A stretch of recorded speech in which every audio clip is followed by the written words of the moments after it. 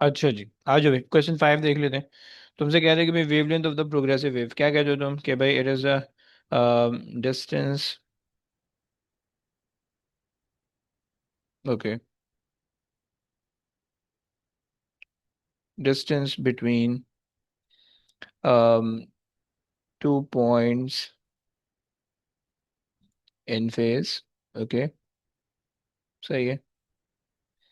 या तुम कह सकते हो कि भाई distance of one vibration,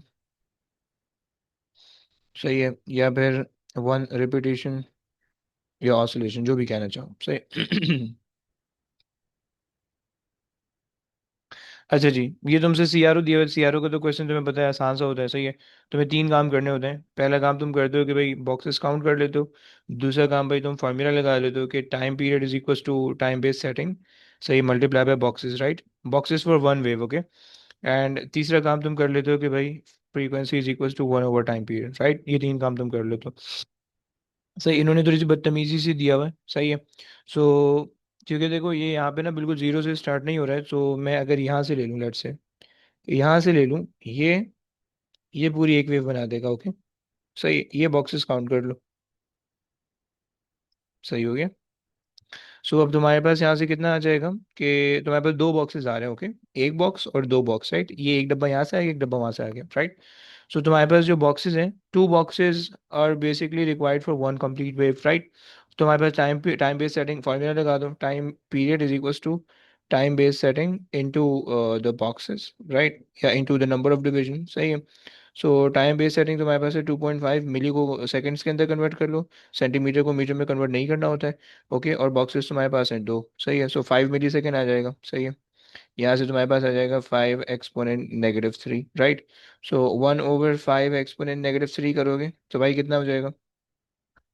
to to to 200, सही है। चलो आ जाओ, आगे आ जाओ भाई। ये क्वेश्चन नहीं हुआ होगा, रीड कर लेगा भाई मुझसे, ये क्वेश्चन में मसला था। जी। रीड कर लो। The source emitting the sound in B is at point A. Waves travel from the source to point C along two different paths, AC and ABC.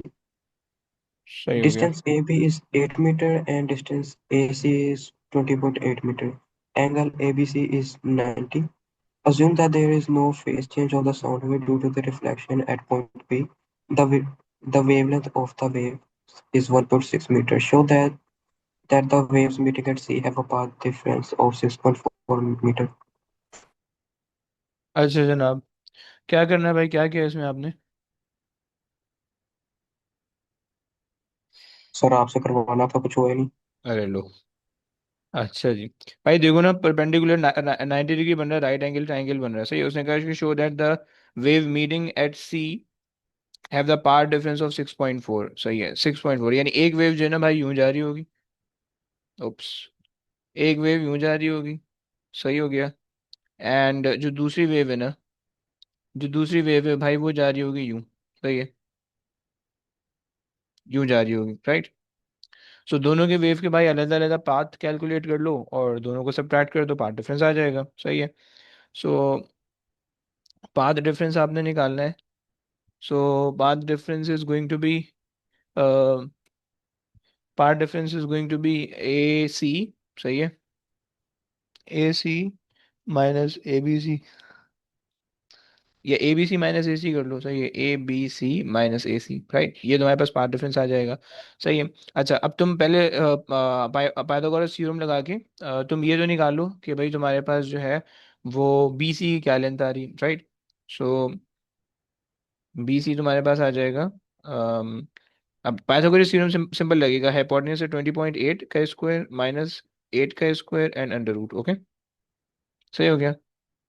Pythagoras theorem से बीसी आ गया, सही है। अच्छा अब ए सी की जगह तुमने रख दिया 20.8, राइट, और ए बी सी तुम्हारे पास आ जाएगा A B plus B C, कितना आ रहा है भाई?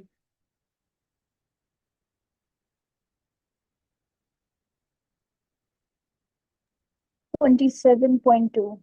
27 बच्चे बता रहे हैं, 27.2, ओके। अब आपस में इनको बी सी निकाला या फिर ए बी सी बता रहे हो? हाँ, ए बी और सी। ए बी सी मिला के, ओके। सही हो गया, सब्ट्रैक्ट कर दो, कितना आता है? 6.4 बन जाएगा। बन रहा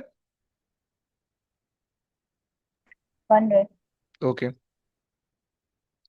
भाई आगे रीड कर ले Ali. Explain why an intensity maximum is detected at point C.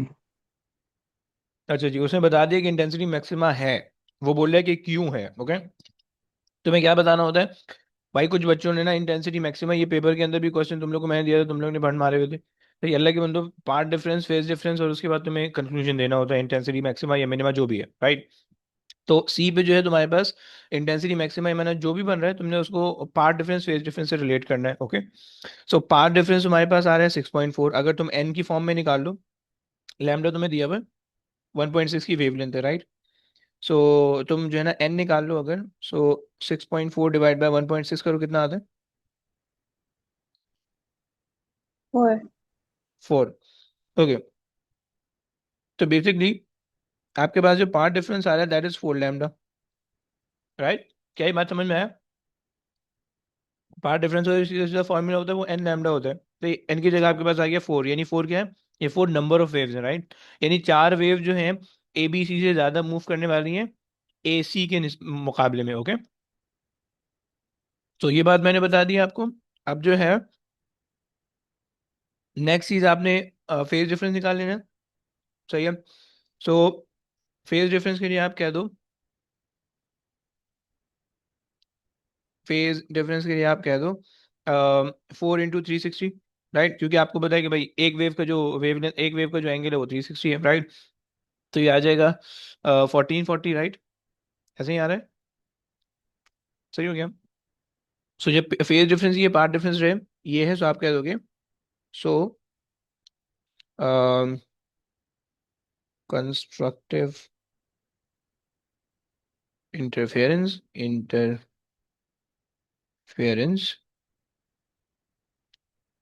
Hence maxima detected. भाई क्या ये क्लियर हुआ? बच्चों आना बोलो प्लीज। यस। अच्छा जी, हरी भाई आप समझ गए हो, ओके।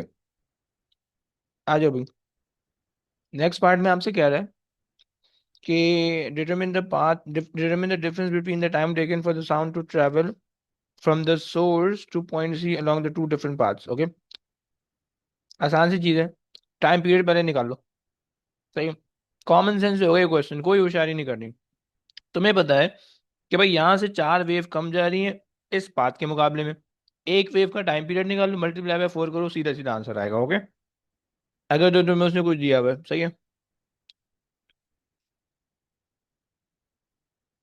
अच्छा जी, इन्होंने, बाय द वे हमने फ्रीक्वेंसी यहाँ निकाली थी, और टाइम पीरियड हमारे पास आ रहा था 5 millisecond, 5 exponent -3, right, 5 millisecond आ रहा था, क्योंकि देखो the sound source emitting the sound in B, वही वाली चीज यूज करोगे।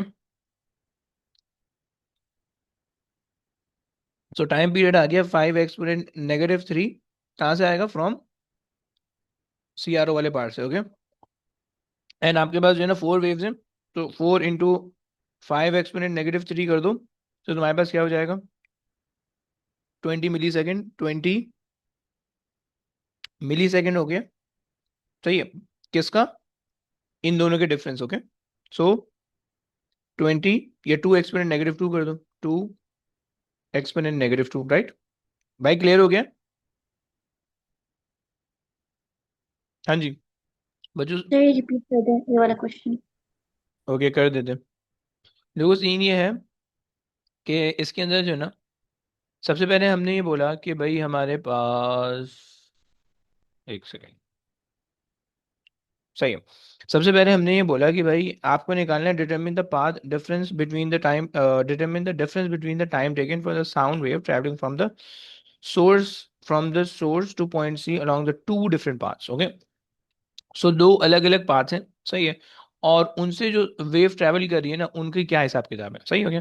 क्वेश्चन समझ में आता है? आंसर कैसे करना है व्यूज का नहीं पूछा, क्वेश्चन समझ में आता है, क्वेश्चन की अंग्रेजी समझ में आ रही जी। है, ओके।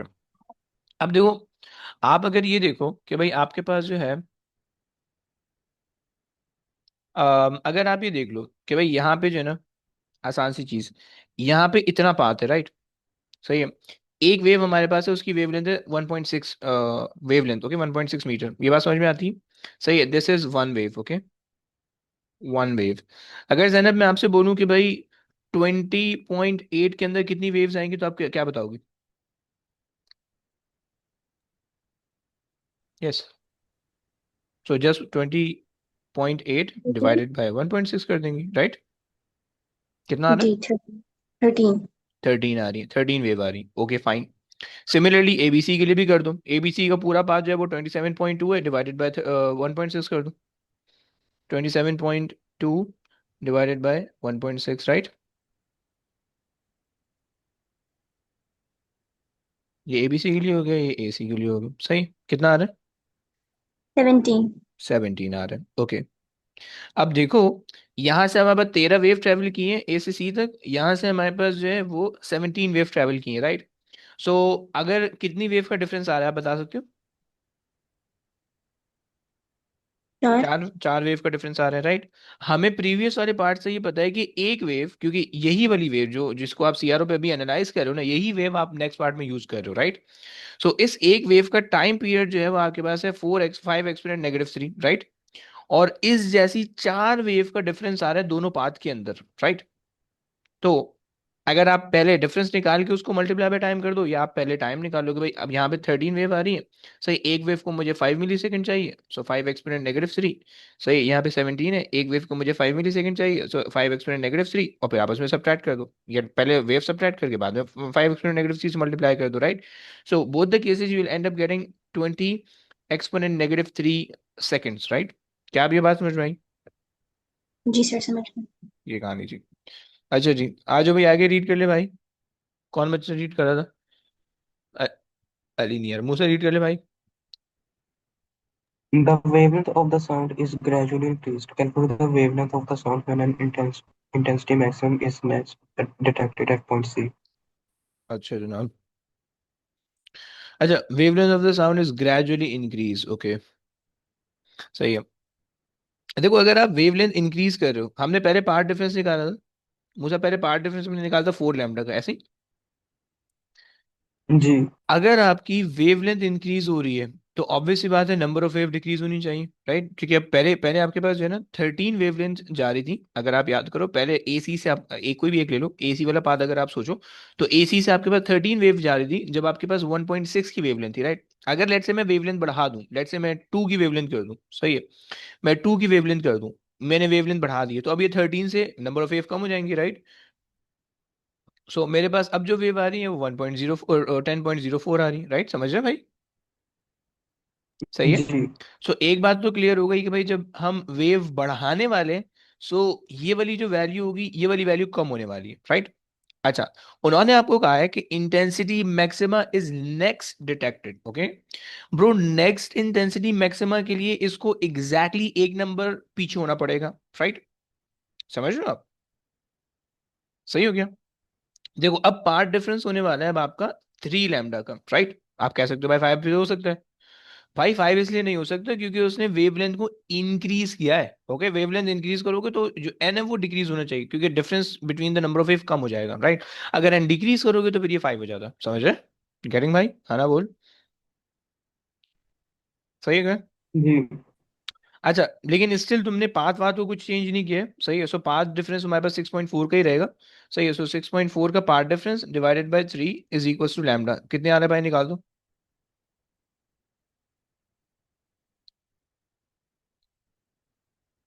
कुछ आ रहा है, कुछ सही का आ रहा है, उल्टा पुल्टा आ रहा है? कंस्ट्रक्टिव इंटरफेरेंस भी हो रही है, नहीं हो रही?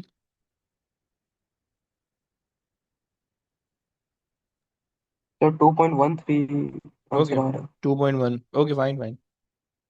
तो लैम्डा तुम्हारे पास आ गया 2.13, समझ में आया भाई? हाँ जी ओके भाई, गुड हो गया। आ जाओ भाई, नेक्स्ट क्वेश्चन। भाई कोई इंटरेस्टेड है इलेक्ट्रिसिटी करवाने में? Anybody interested in electricity? Anybody anybody? कोई भी नहीं है, सबको आता है? अगर सर तो इसमें कुछ क्वेश्चन थे जो नहीं हुए थे, मतलब ये इलेक्ट्रिसिटी वाले वाले सही है। कुछ पार्ट थे। एक सेकंड, एक सेकंड, दूसरा मैं जो है ना किसी को पहले फंसा दूँ। मैं जो हूँ ना इब्तिसाम से कराना चाह रहा हूँ, बेचारा बेकार बैठा हुआ है। बेटा रीड कर लेगा क्वेश्चन भाई। जी सर। हम्म, एक सेकंड आ जाओ। स्टेट के चार्ल्स फर्स्ट लॉ। क्या कहते हैं अंकल? किरचॉफ का फर्स्ट लॉ। करंट होता है, वोल्टेज होता है? ऐसे करंट मत। होता है। हाँ ना, करंट होता है। और क्या कहते हैं? Sum of the current. entering the junction must be equal to sum of the current exiting the junction. बेटा वहां पे जिब्राइल अलैहिस्सलाम नहीं आएंगे वही डालने तुम्हारे दिल में? इंसान बन जाओ। डेफिनेशन याद क्यों नहीं है? The junction should be. अभी प्रैक्टिस छोड़ी हुई है ना, सच्ची बता। सर सही तो बताइए डेफिनेशन। हाँ। ऑफ लिविंग स्टार्ट नहीं हो रही ना, धक्का से स्टार्ट भाई, मैदान छोड़ दो ना, भेज दो ना यार, कोई अच्छी गाड़ी ले लो ना। नहीं, अब यहाँ पे पहला पहला लफ्ज नहीं याद आ रहा, आखिरी लफ्ज आ रहा है। हाँ, इस कॉल्ड की of like first law second, वो क्या फायदा हुआ? तो ये should be equal to the sum of the current leaving it. बेटा डेफिनेशन अगर तुम लोग में से किसी को याद नहीं है ना तो प्लीज देखो, मैं बता रहा हूँ ए या बी दोनों एक्सपेक्ट मत करना अपने आप से, बता रहा हूँ सही है। डेफिनेशन अगर तुम्हें याद नहीं है, ऑन द स्पॉट डेफिनेशन याद नहीं आया है पेपर में, मैं अभी से बता रहा हूँ ओके। ऑन द स्पॉट तुम्हें करेक्ट डेफिनेशन नहीं याद आ रही, सही है, इनकरेक्ट तुम भंड मार के आ रहे हो, अपनी अंग्रेजी नाप के आ रहे हो, शेख पीर बन रहे हो शेख स्पीर की बजाय, ओके। तो भाई देखो फिर अपना ए भी भूल जाना, मैं अभी से बता रहा हूँ कि ये मत बोलना कि पेपर अच्छा हुआ है फलाना फलाना ग्रेड आएगा, ओके। अगर तुम्हें डेफिनेशन ऑन द स्पॉट याद आती है, वो डेफिनेशन जो कि तुमने मार्किंग की के अंदर अक्सर देखी हुई है, वो डेफिनेशन जो कि मैंने तुम्हें यहाँ बताई, क्योंकि मैं भी रट्टा लगा के बता रहा हूँ तुम्हें, सही है। तो अगर तो तुम्हें वही लिख के आ रहे हो देन फाइन, तुम्हारा बन जाएगा अच्छा ग्रेड। नहीं लिख के, क्योंकि देखो बच्चे डेफिनेशन को जो लिफ्ट नहीं कराते उनका मुश्किल पार्ट हो जाते हैं, आसान पार्ट नहीं होते, सही है? तुम सारी अवाम यही अभी उसी स्टेज पे हो कि तुम लोग मुश्किल वाले पार्ट कर पा रहे हो, सही, बहुत मुश्किल पार्ट नहीं हो पा रहे तुम लोग से। और जो बिल्कुल डेफिनेशन वाली आसान चीज़ है वो नहीं हो पा रही तुम लोग से, राइट, वो तुम लोग अक्सर गलत कर रहे हो, सही है। तो इसी वजह से इसी जैनब की डेफिनेशन मैंने देखी है वो सही लिखनी है, और सम आपकी डेफिनेशन बिल्कुल एक्सेप्टेबल नहीं है, सही है, इसके बहुत ज़्यादा नंबर कटेंगे, सही है। और मरियम आपकी भी कुछ एक दो डेफिनेशन में थोड़े मसले हैं but still somewhat correct है, राइट, लेकिन कुछ में मसले हैं, सही है। और मुसद जो है ना आपकी डेफिनेशन भी थोड़ी सी कुछ लाइक 50% आपका जो है ना उसमें मसले मसाइल आ रहे हैं, सही। तो बेटा इंसान बन जाओ, थोड़ी सी डेफिनेशन को खास तौर पे जब लिखो तो मार्किंग की से चेक कर लिया करो कि भाई मार्किंग की वाले क्या कह रहे हैं, सही है। और वही वर्डिंग के हिसाब से अपने पास रिपीट किया करो, ओके। आ जा भाई आगे रीड कर लो भाई। The variation with potential difference V of the current I for a resistant X for a semiconductor diode are shown in figure 6.1. Determine the resistance of the diode for a potential difference V of 0.6 V. भाई इस graph का gradient क्या बताएगा और area क्या बताएगा? हाँ जी, gradient क्या बताएगा भाई? ग्रेडियंट तो वो बताएगा, सो वो क्या बोले है, तो resistance. One over resistance R. का वो होगा ना, क्या कहते हैं, बस क्या कहते हैं, 1/R को क्या कहेंगे। हाँ देख रहा हूँ बेटा, देख रहा हूँ तुम एक्टिंग तो बड़ी अच्छी कर रहे हो। सर 50 रुपये काटने पड़ेंगे तुम्हारे। नहीं नहीं, कहना नहीं आ रहा क्या क्या कहना। रेसिप्रोकल। हाँ ऐसे ही बिल्कुल सर, याद आ गया, याद आ गया। लेकिन यार इंसान बन जा यार भाई, प्लीज यार थोड़ा सा पढ़ ले यार। देखो मेरे को टोपी मत कराओ, मैंने भी बहुत सारी टोपियां कराई हैं, सही है ना। तो मुझे पता है कि क्या चल रहा है तुम्हारे पीछे, सही है। तो इसीलिए इंसान बन जाओ थोड़ा सा, सही है, हमारे साथ मत खेलो, हम भी खेल के आ चुके हैं। अच्छा जी। तो अच्छा एरिया ये आ गया, अच्छा एरिया क्या बताता है? पावर। पावर, ओरे भाई साहब क्या बात है, ओके, वेरी गुड, सही है चलो। पोटेंशियल डिफरेंस में कह रहा है 3 मार्क दे रहा है भाई, सही है। सो तुम्हें जो है डायोड का तुम्हें ग्राफ दिया हुआ है, सही, और 0.06, सही है, 0.6 ना। हाँ 0.6, यहाँ पे क्या बोलोगे? टेंशन में डालोगे, राइट।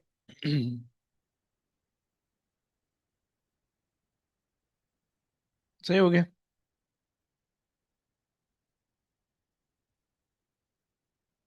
ये तुम्हारे पास आ गया, देखो टेंजेंट ना फर्स्ट इस पॉइंट पे टच होना चाहिए, ओके। ये हाँ ये टच हो रहा है, सही हो गया। सो ये तुम्हारे पास आ गया, सही है। सो एक पॉइंट यहाँ आ रहा है,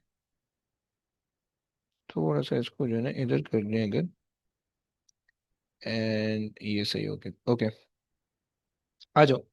सो एक तो तुम्हारे पास आ गया 0.6 कॉमा 7.5 मिली एम्पेयर, ओके। एक चीज हो गई। और दूसरा मैं ये वाला पॉइंट ले लेता हूँ, सही है। दैट इज बेसिकली 0.6246, 0.66 और 10 मिली एम्पेयर, ओके। सही हो गया, ग्रेडियंट निकाल लो भाई। सो तुमने सबसे पहले कहना है कि भाई gradient is equal to 1/r, okay. And then तुम्हारे पास जो होगा वो 10 exponent -3 -7.5 exponent -3, right, divided by, तुम्हारे पास आ जाएगा 0.66 -0.6, 0.66 -0.6, हाउ मच भाई? ये तुम्हारे पास आएगी 1/, द रेजिस्टेंस, राइट। फिर उसको रेसिप्रोकल कर दोगे तो रेजिस्टेंस आ जाएगी। कितनी आ रही है?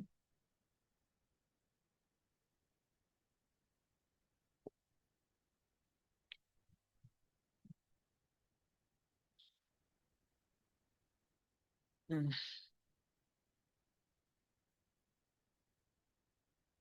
कहाँ रह गए हो? कैलकुलेटर वगैरह कुछ भी नहीं तुम लोग पास?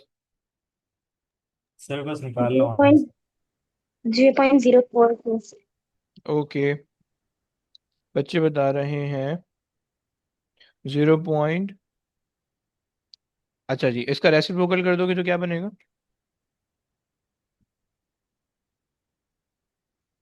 24, 25। 25, सर 80 आंसर है। 80 आंसर कैसे आ रहा है?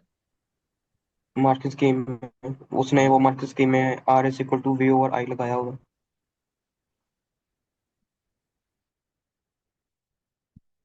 हम्म। यार वैसे हम जो है, एक सेकंड जरा सोचने दो।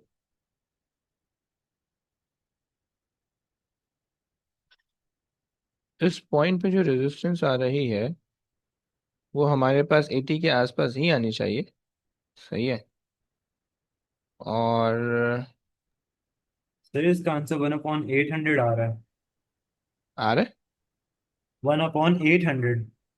और कैसे आ रहा है? वही मतलब ग्रेडियंट निकाली गई। एक सेकंड, लेट्स सी के 2 सेकंड 2 सेकंड 2 सेकंड। नहीं टू सर, ये पॉइंट वापस 1/24 ही आ रहा है। 24 ही आना चाहिए, लेकिन यार ये आना क्यों चाहिए ऐसा? और अगर अगर हम ये करें, अम सर हम सीधा वोल्टेज से वो आई नहीं ले सकते? वोल्टेज 0.6 से आगे जाके 7.5 ले लिया मतलब। यार असल में ना मसला ये है कि अगर आप कह रहे हो 6/7.5 एक्सपोनेंट -3, सही, अगर हम ये करें, सही है, तो उससे जो है वो मेरे पास आ जाएगा 800 आ रहा है, सही है। 6.6 है, हाँ 80 आ रहा है, सही है। लेकिन मैं ये सोच रहा हूँ कि भाई अगर आपके पास वो है, क्या बोलते हैं, एक लाइन है तो, नहीं ना, लेकिन ये लाइन का ग्रेडियंट नहीं होगा ना, सॉरी। हमें ये चीज़ ग्रेडियंट से नहीं पता चलेगी ना, हमें किसी भी एक पॉइंट से पता चल जाएगी, सही है। ग्रेडियंट की हमें ज़रूरत नहीं पड़ेगी इसके अंदर, क्योंकि जो हमारे पास रेजिस्टेंस होती है, it is just the current passing through the point and the voltage at that point, या voltage across that point, so gradient की हमें ज़रूरत नहीं पड़नी चाहिए, सही है। सो जस्ट आप जो है ना ये ले लो कि आपके पास जो है विदाउट मेकिंग द ग्रेडियंट, सिर्फ आपके पास जो है ना ये वाला पॉइंट आ जाएगा, सही है। सो ये आपके पास फिर बन जाएगा 0.6 डिवाइडेड बाय 0.775 और एक्सपोनेंट -3, सही है, इज इक्वल्स टू, आपके पास आ जाएगा रेजिस्टेंस, सही है। अब ये इसके 3 नंबर क्यों दे रहा है भाई? टाइम निकाल दो, कितना आ रहा 80। है? 80 आ रहा है, सही है। अब 3 नंबर दे रहा है भाई, तो थोड़ी सी लिफ्ट करा दो इसको, v equals to I R लिख देना, v is equals to I R, सही है। एंड देन सॉल्व करना। आगे चलो। Describe qualitatively the variation of the resistance of the diode as V increases from 0.6 to 0.75. सही हो गया। रेजिस्टेंस क्या होनी चाहिए, इंक्रीज या डिक्रीज? डिक्रीज होगी ना। रेजिस्टेंस डिक्रीज होगी, राइट, सही हो गया, क्योंकि पहले रेजिस्टेंस जो है ना ज्यादा थी, राइट। 1/r है ना ग्रेडियंट इसका। तो इसका मतलब है ग्रेडियंट इंक्रीज हो रहा है, रेजिस्टेंस डिक्रीज होगी, सही। सो रेजिस्टेंस डिक्रीजेस, राइट। चलो आगे चलते हैं भाई। आगे आ जाओ, आगे रीड कर लो। The diode and the resistor X in part B are connected into the circuit shown in figure 6.2. The cell has EMF E and negligible internal resistance. Resistor Y is connected in parallel with resistor X and the diode. The current in the cell is 9.3 milliamp and the current in the diode is 7.5 milliamp. Use figure 6.1 to determine E. अच्छा भाई, मुझे ये बता सकते हो कि अगर 7.5 यहाँ जा रहा है, 9.3 टोटल करंट, तो नीचे कितना जा रहा होगा भाई? 1.8। 1.8 बच्चे बोल रहे हैं, 1.8 मिली एम्प, ओके। अच्छा जनाब, अगर 7.5 मिली एम्प यहाँ जा रहा है, तो भाई यहाँ कितना जा रहा होगा एक्स के अंदर? वो ऊपर ग्राफ से देख सकते हैं। अबे क्यों बे? 7.5। 7.5 ही होगा ना, क्योंकि आपके पास सीरीज के अंदर लगा हुआ है। वो मुझे लगा नीचे वाले का पूछ रहे हैं वोल्टेज नहीं शायद। नहीं, वोल्टेज नहीं ना, करंट, करंट इसके अंदर भी करंट 1.8 जा रहा होगा, उसके अंदर भी 1.8 जा रहा होगा, सही हो गया। अच्छा जनाब चलो, ये बात आप लोगों ने बता दी। अब उसके बाद जो है, तुमसे कह रहा है कि भाई use the figure 6.1 to determine E, okay. तो अगर हम 1 पॉइंट, अगर वाई का देख लें, वाई का बना हुआ है, सही है। हमारे पास नहीं, वाई का नहीं बना हुआ। अगर हम एक्स करंट देख लें, सही है, 7.5 का करंट जा रहा है, सही है। सो 7.5 के करंट पे जो है ना दो वोल्टेजेस आ रहे हैं, सही, एक ये वोल्टेज आ रहा है विच इज 0.3 एंड 0.6, राइट। तो इसका मतलब है कि डायोड के अक्रॉस जो है वो 0.6 के वोल्टेज आ रहे हैं, सही है। 0.6 के वोल्टेज आ रहे हैं, राइट।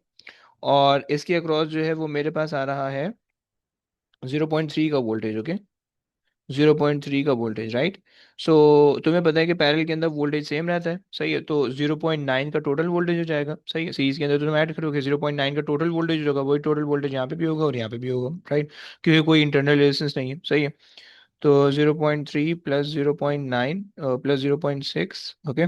सो 0.9, अगर तुम्हें और ज़्यादा इसको अच्छा करना है तो तुम ये कह सकते हो, तुम इसके अंदर अगर तुम्हें थोड़ी सी एक नंबर को और ज़्यादा सिक्योर करना है, अगर तुमसे वो कह रहा है शो दैट, इस क्वेश्चन के अंदर तुमसे कह रहा है शो दैट, तो फिर तुम कह दो कि भाई तुम ये कह दो कि भाई voltage, okay, at 7.5 milliampere of current, okay, for, पहले तुम कह दो फॉर एक्स, सही है। एंड देन तुम कह दो कि भाई for for diode, okay, for diode, okay, सही हो गया। सो फॉर एक्स तुम्हारे पास ये ऊपर चले जाएगा, ये नीचे आ जाएगा, सही है। और फिर इसको सॉल्व कर लो, सही, फिर उसको ऐड कर लो, राइट।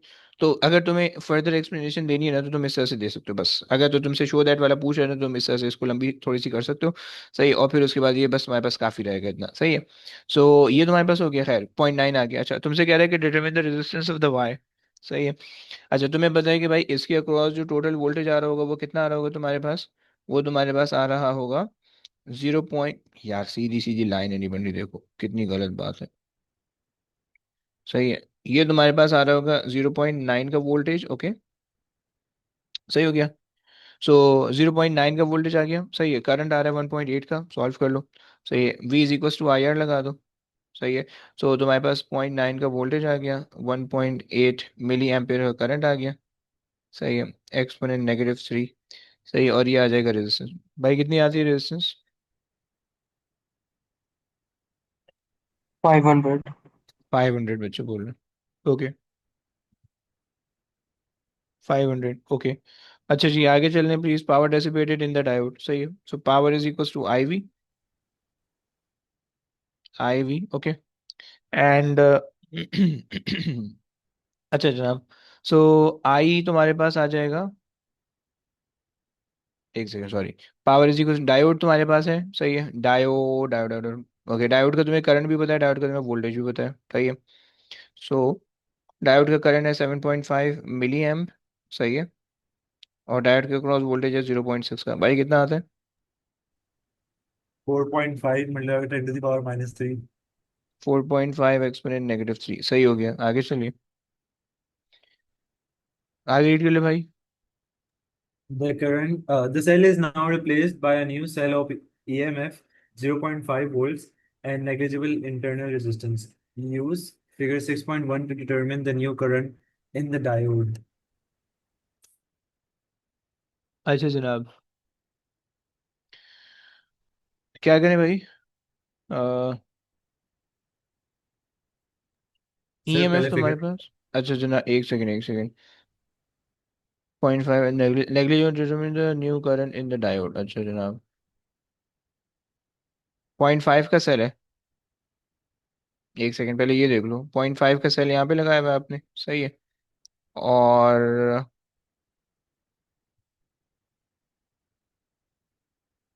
हाँ जी, क्या करोगे, कोई आइडिया आ रहा है?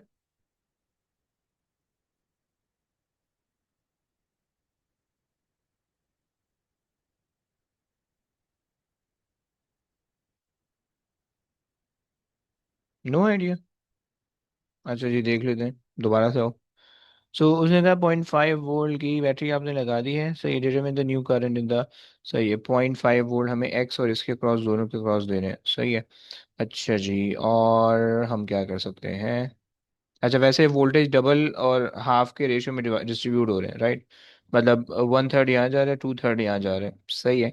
सो अगर जो है वो मैं देख लूँ कि भाई 0.5 का मैं 2/3 निकालूँ, 2/3, राइट, तो मुझे यहाँ से पता चल जाएगा कि 0.5 का 2/3 मेरे पास डायोड के अक्रॉस ड्रॉप होना चाहिए, लेकिन चूंकि रेजिस्टेंस सेम नहीं है तो ये शायद वर्क ना करे, सही है। तो 0.5 का 2/3 आ रहा है 1/3, विच इज 3.333, ओके,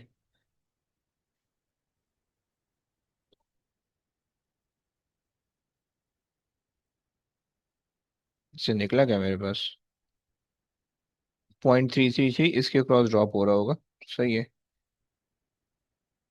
एक सेकेंड, 0.33 यहाँ पे आ रहा है कहीं पे, सही, ये इसके क्रॉस आ रहा है, सही है, 0.3, एंड देन 0.333 बिल्कुल सेंटर में आएगा ये, सही है, एक करंट ये आ जाएगा, सही है, और अगर आप जो है 0.5 में से इसको माइनस कर दो, सो 0.6167, 0.17 अगर ले लें, 121416 और 17 एग्जैक्ट सेंटर में आ जाएगा, ये तो बहुत ज़्यादा जा रहा है, नहीं सर 1. 2.5 आंसर है। हाँ ना, निकाल, इसने मुझे भी बड़ा कंफ्यूज किया। एक सेकंड ना, निकालने तो दो, पहले देख तो लेने दो। टू यहाँ पे मेरे पास आ रहा है, लेकिन इन दोनों को मैं ऐड अप करूंगा तो मसला हो जाएगा, नहीं नहीं ऐड अप तो नहीं कर सकते, सही है। अच्छा जी, बाय द न्यू सेल, अच्छा क्या इसने हमसे वाई की रेजिस्टेंस निकलवाई है, सो अगर वाई के रेजिस्टेंस से हम कुछ काम कर सकें, सही है, द सेल, एक छोटा सा काम कर लेते हैं, अगर वाई की रेजिस्टेंस से हम देखें, सही है, 0.5, ओके, 0.5 की battery, V equals to I R में लगा रहा हूँ, V is equals to I R, सही है, 0.5 की बैटरी है, राइट, अगर मैं रेजिस्टेंस ऑफ वाई ले लूँ, सही है, सो रेजिस्टेंस ऑफ वाई ले लूँ, सो मेरे पास जो करंट आ जाएगा वो आ जाएगा 0.5 डिवाइडेड बाई 500, यानी 1 मिली एम्पेयर का, सही है, यहाँ पे मेरे पास करंट जा रहा है 1 मिली एम्पेयर का इस केस के अंदर, लेकिन क्या मैं इस 1 मिली एम्पेयर से कोई काम कर सकता हूँ? अच्छा जनाब, अगर 1 मिली एम्पेयर का, बोलो बोलो। सर अगर हम लोग जो पहले हमारी ईएमएफ थी वो 0.9 थी ना, जी, अगर उससे हम लोग रेशियो लगा लें, यार असल में ना मसला ये है 1 मार्क का है कि, मगर। यार असल में ना मसला ये है कि 0.5 का करंट है ना, मसला असल में आप 0.5 का वोल्टेज है, 0.5 के वोल्टेज में। हाँ, असल में मसला ये कि रेशियो इसलिए नहीं लग सकता क्योंकि ना डायोड की स्ट्रेट लाइन नहीं है, ये मसला है। सही है।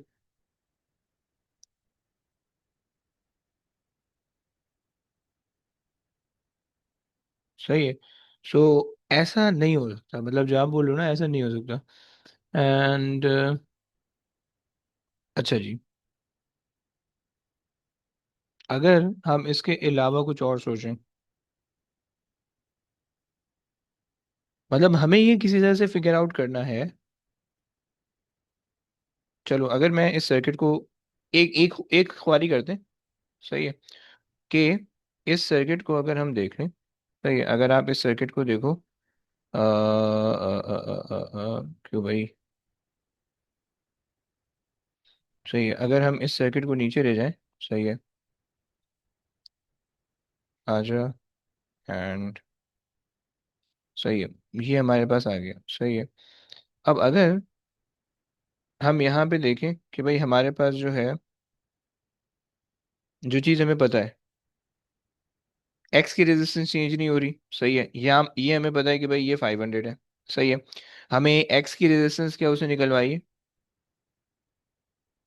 एक्स की रेजिस्टेंस वैसे अगर तुम निकाल लो, थोड़ा सा मैं ख्वारी कर रहा हूँ। सही है। एक्स की रेजिस्टेंस अगर तुम निकाल लो तो तुम्हारे पास आ जाएगी 4/10⁻³ सही है। सो मेरे पास 400 आ रही है एक्स की रेजिस्टेंस। सही है। 400 मेरे पास आ रही है इसकी रेजिस्टेंस। सही है। ये मेरे पास है 0.5, 0.5 की बैटरी है। सही है। अच्छा जी। और इस टाइम पे और क्या कर सकते हैं इस टाइम पे। अच्छा, अब यहाँ पे करंट जो है वो हमारे पास ये नहीं होने वाला है, करंट कुछ और हो जाएगा, सो इसको हमें इग्नोर करना पड़ेगा। डायोड के अंदर जो है द सर नेग्लिजिबल, हाँ बोलो। स्किप करते हैं, एक मार्क के लिए भुगतान करवा रहा हूँ। ये थोड़ा सा सोचते हैं, अगर नहीं होगा फिर कटा देंगे।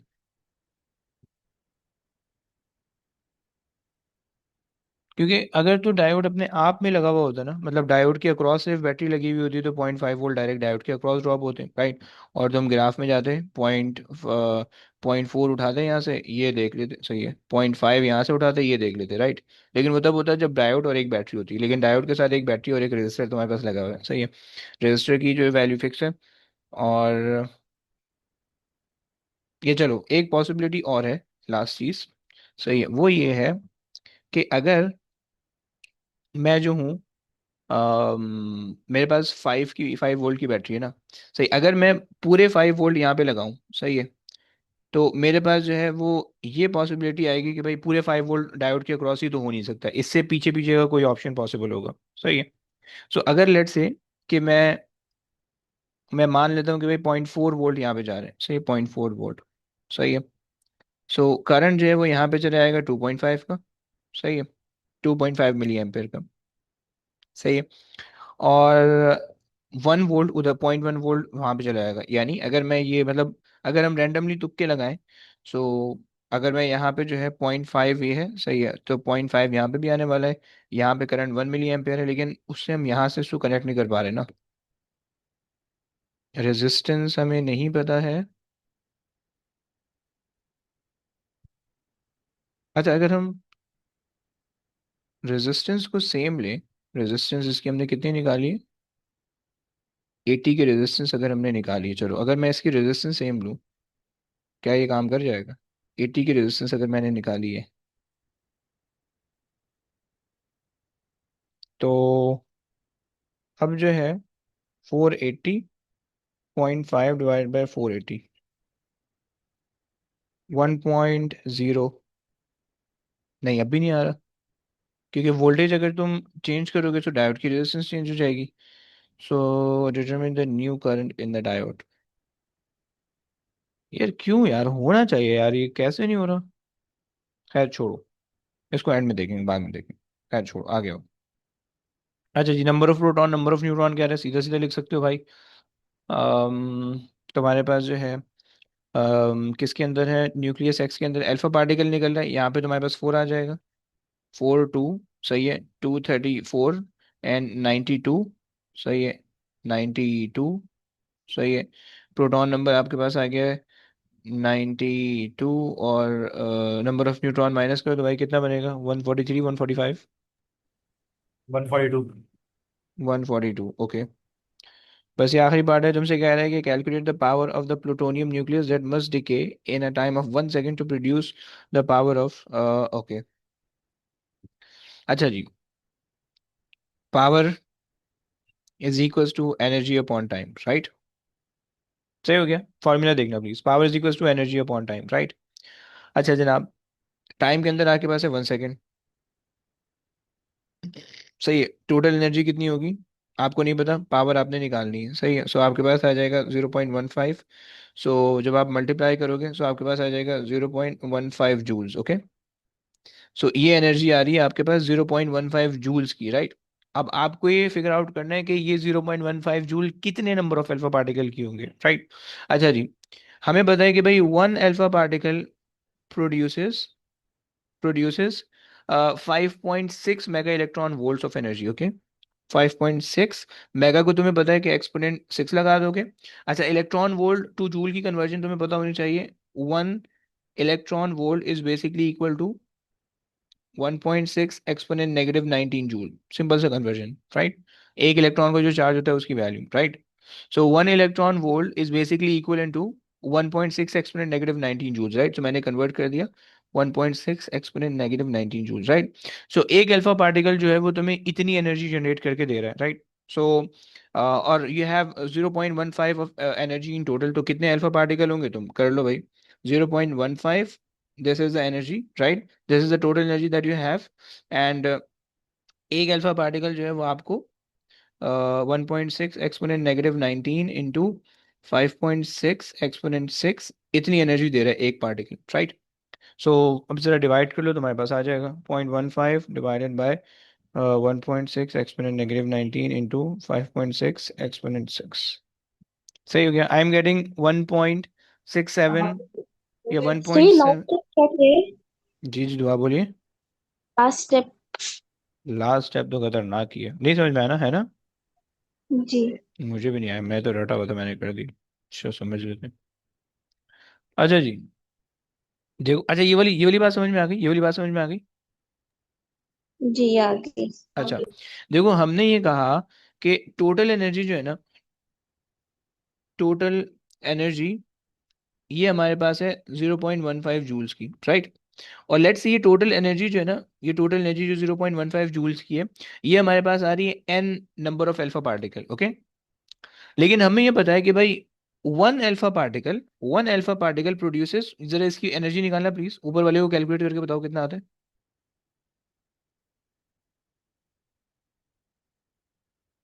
ये बताते नहीं है कभी, एक्सपेंड फैक्टराइज, अबे भाई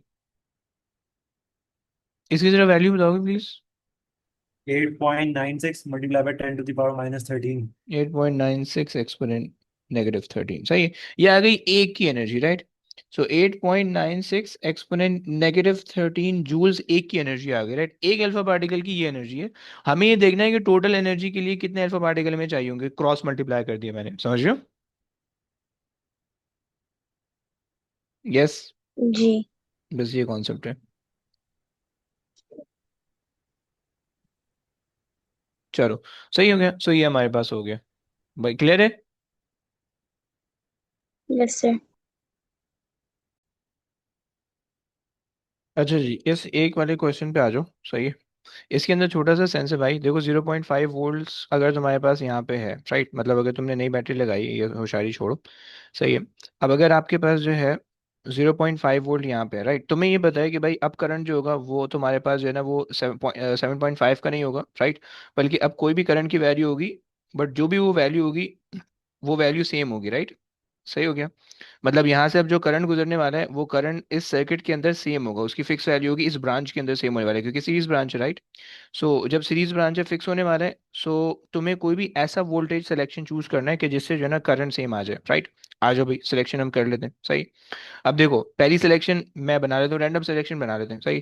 पहली सिलेक्शन भाई हम ये बना लेते हैं कि भाई इसके अंदर ना करंट हम 0.5 का दे देते हैं पूरा, और इसके अंदर जीरो होगा करंट वोल्टेज, राइट? ऐसा लेकिन पॉसिबल नहीं है, सही, क्योंकि आपने दो कंपोनेंट ड्रॉप लगाए हुए हैं। सो एक के अंदर कुछ आएगा और एक के अंदर कुछ और आएगा, सही है। मैं अगर यहाँ पे भी सर्किट अपना ले आऊँ, सही है। ये मेरे पास सर्किट आ गया, सही है।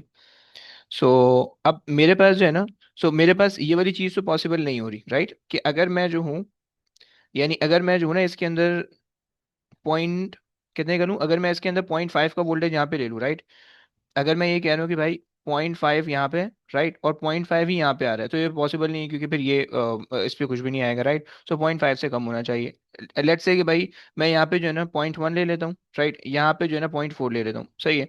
0.1 पे यहाँ पे करंट ही नहीं है, डायोड ही नहीं चल रहा, राइट, जब डायोड चल ही नहीं रहा तो कंडक्टिंग होगा ही नहीं, राइट। 0.2 पे भी कंडक्ट नहीं करेगा, 0.3 से कंडक्ट करना शुरू करेगा, राइट। 0.2 पे तो सर्किट इनकम्प्लीट हो गया, सही है। अगर लेट्स से मैं 0.3 यहाँ पे ले लेता हूँ, सही है, यहाँ पे वोल्टेज आ रहा है 0.3, सही है, डायोड पे, और रिमेनिंग आएगा 0.2 इधर आ जाएगा, राइट। अब अगर 0.3 पे मैं करंट देखूं, तो यहाँ पे मेरे पास डायोड में जो करंट जाएगा वो आ जाएगा तकरीबन point one one milli ampere का करंट आ रहा है, राइट। 1 मिली एम्प का करंट आ रहा है, राइट। सही है, डायोड में अगर मैं करंट देखूं, सही, 0.3 वोल्ट पे तो 1 मिली एम्पेयर का करंट आ रहा है, सो पीछे कितना बचा, 2 वोल्ट बचा। अब 2 वोल्ट के क्रॉस में इस पे करंट देखूं तो 5 आ रहा है, राइट। जबकि सेंस क्या कहता है, या लॉजिक क्या कहती है कि भाई ब्रांच के अंदर तो करंट सेम होना चाहिए, जब करंट सेम होना चाहिए, सो यहाँ पे 1 मिली एम्पेयर और यहाँ पे 5 मिली एम्पेयर कैसे आ सकता है, तो पॉसिबल नहीं हुआ, तुमने घटा दिया इसको, राइट। 3 तो पॉसिबल नहीं है। अब तुम्हें कोई ऐसा वोल्टेज सिलेक्शन चूज करना है कि जो तुम्हारे पास जो है ना करंट तुम्हें सेम दे दे, राइट। और वो अगर तुम देखो तो सिर्फ और सिर्फ 4 पे दिख रहा है, राइट, सिर्फ और सिर्फ 4 पे दिख रहा है कि तुम्हारे पास जो है ना 0.25 का करंट आ रहा है, जो कि दोनों के अंदर से सेम आ रहा है, right. So this is the only possibility, right. So इस वजह से जो है ना हम यहाँ पे जो है ना 0.25 कर लेते हैं, राइट। 2.5 मिली एम्पियर, राइट, बस ये इसका कॉन्सेप्ट है, सही। ये चक्कर है, चलो। चलिए जी, बस ये एक कॉन्सेप्ट है जो कि मैंने बता दिया, सही है। चलो जी।